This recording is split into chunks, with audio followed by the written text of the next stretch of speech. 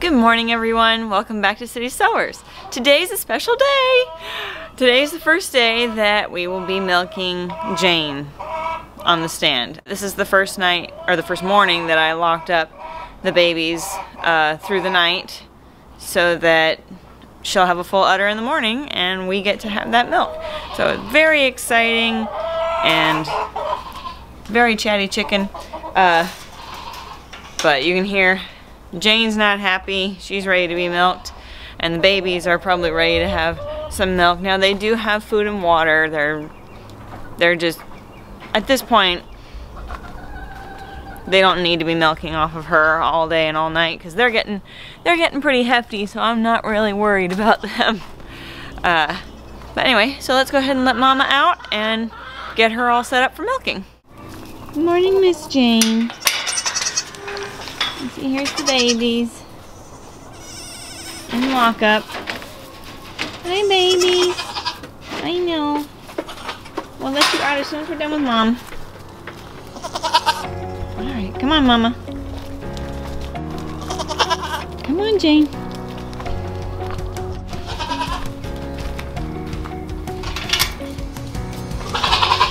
Not you, Betsy. Come on, Mama. Alright, hi Mama.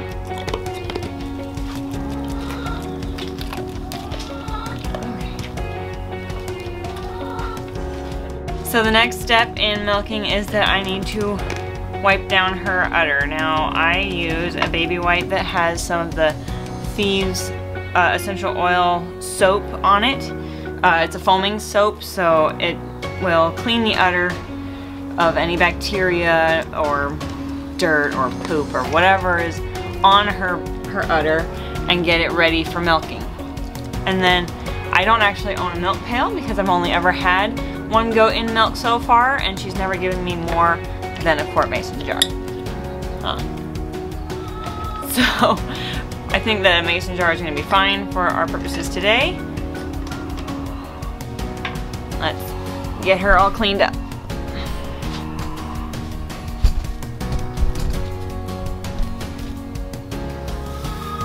Ooh, she's full. Okay, here we go. Make sure it's all clean. Okay, now she's gonna do a little dancing because it's her first time back, and she's probably a little sore because it is very full. So once we get a little bit of this drained out, she'll relax because it'll start feeling better.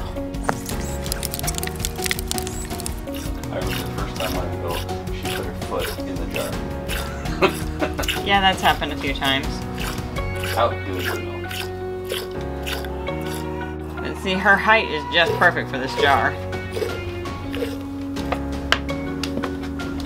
Don't put your foot in it though.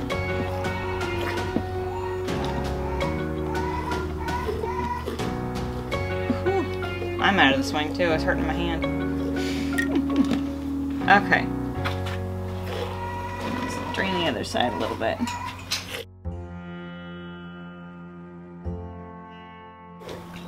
Now in the case of milking a Nigerian, they are smaller, obviously, than your standard dairy goat.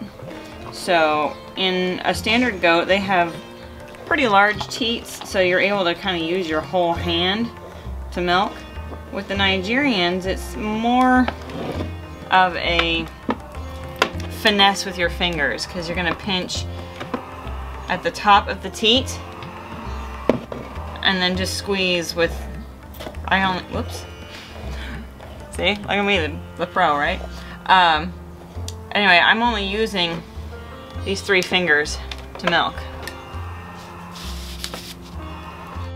Now as we settle into our routine, she won't dance this much, and once she kicked the jar over. Yes, she's kicked over a jar and she's stuck her foot in it a couple times. Wait, a couple of times? Yeah.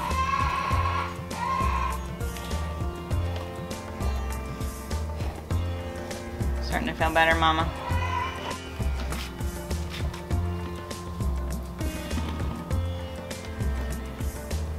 Now, I'm just massaging the udder to have her let down a little bit more, because when you see a baby goat nurse, they push up again under it, and that stimulates her to let down more milk.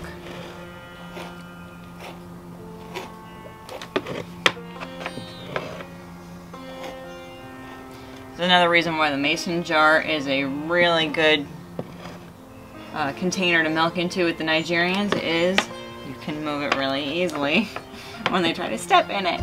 A little harder with a bucket that you don't have a hand on.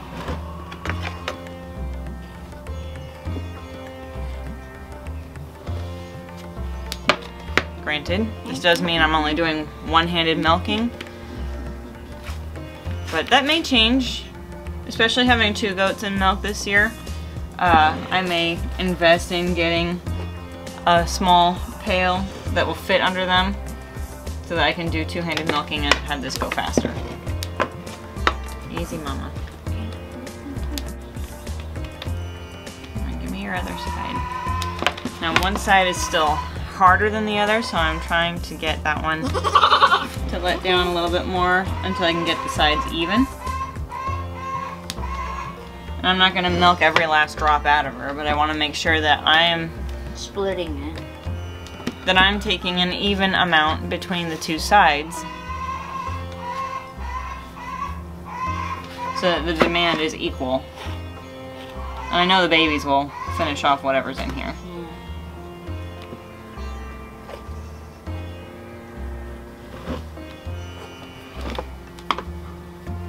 Okay, these are about even. And what I'll usually do is any little stray drips on the stand, I'll just hit them with the wipe before I let her down so she's not walking through it. Set our milk aside. And we'll release the mommy. Alright, release her. What? Come on, mama. Let's get your babies.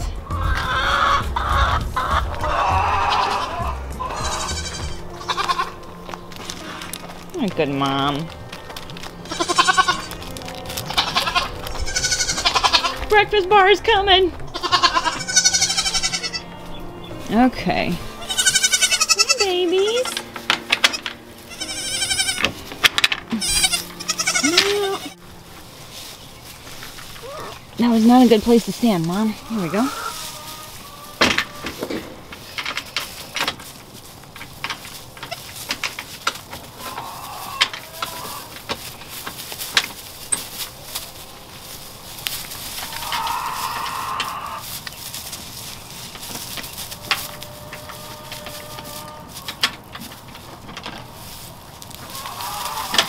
Goodness. There we go. Some hungry babies.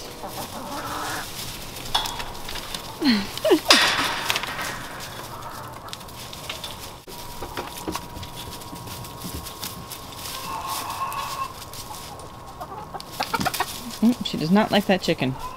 See, the babies are actually 2.5 weeks. So they're doing fine. And they're strong, they're big, they're growing. If at any point that changes, we'll stop milking. But they'll just have a slightly hungrier morning. But they'll start picking up on eating more hay. So they'll figure it out. Now we're going to take this white gold in and strain it and chill it.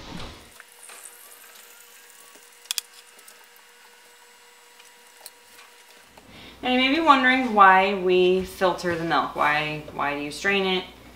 Because even though I did wipe down Jane's udder, you still get a lot of hair, and there's going to be little fine particles of dust that you can't quite get. And we don't shave our does, so that you do get hair in the milk from just milking. They shed hair because they're goats. And so by the end of filtering, you have foam, but you also have hair and dirt and grime. So you don't want that You don't want that in your drinking milk. Now the most important thing in dealing with fresh raw milk, especially goat milk, is that you want to chill it as soon as possible, because it'll start to get that tangy goat flavor if it isn't chilled properly. So what I'm going to do is I'm going to take the filter off. I'm going to put a clean lid on it. And I'm actually going to put this in the freezer for probably half an hour to 45 minutes and then move it into the fridge, so that gets it chilled quickly. And then it will hold on to that really sweet, wonderful Nigerian goat milk flavor. Now, just so that I don't forget about it, because things are crazy now that I'm homeschooling the kids, I'm going to set a timer so that I can remember to take it out of the freezer, because many times I have taken frozen solid milk out of the freezer. And while that's not going to hurt it, you can't drink it if it's frozen. So I'm going to set a timer for 30 minutes and check it, and if it needs to be in there just a little bit longer, then I'll add a little bit more time. But then it will move into the fridge and finish chilling and be ready for consumption. Yay!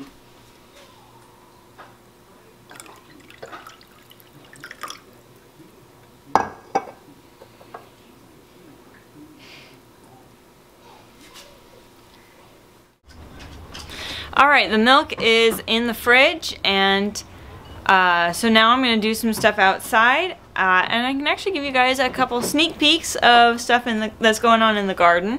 I am planning on doing a full garden tour here in the next video, and we can kind of see what's going on, what we're struggling with, and what's been changed and moved around and things like that.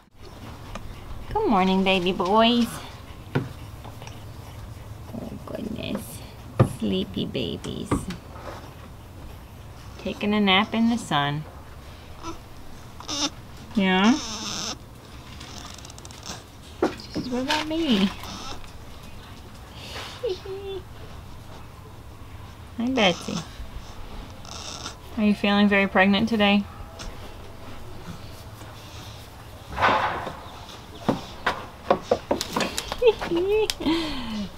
Eleanor, you're a troublemaker. I'm trying to climb up your antisocial aunt. On to the garden. So I've been doing some work in here, so I got a little bit of cleanup to do. But I'm gonna give you guys a little peek at what I'm doing. We moved out the calendulas because they were taking over a lot of food growing space. So I transplanted them out front. We'll see if they recover. They're quite shocky and very sad, but we'll see. The tomatoes, the project for today is that I'm going to tie these up and secure them up to the cattle panel today, because they're starting to get big enough and I want to get them tied up before they start getting heavy with fruit. That's one place to hang out. Hey, Eleanor. You crazy goat.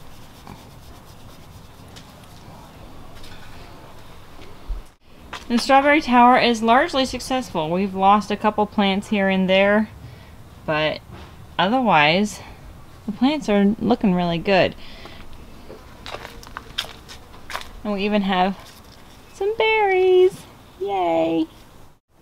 Alright, that's all you're gonna get for today. So I will be doing a full garden tour and update, including the front yard stuff that's going on out there, in my next video.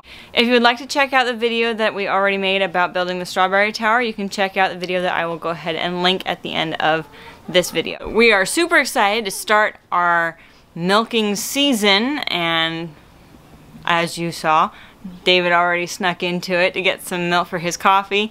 So we are so excited to be back in milk. And we can't wait for Miss Betsy to kid and see how much milk she's going to produce for us this year, because I know that we were thrilled with getting what we had from Jane last year, but it just didn't feel like enough milk, so now it's like, oh my gosh, we have 2 goats. We may actually have enough to do what we want to do. So we're really excited.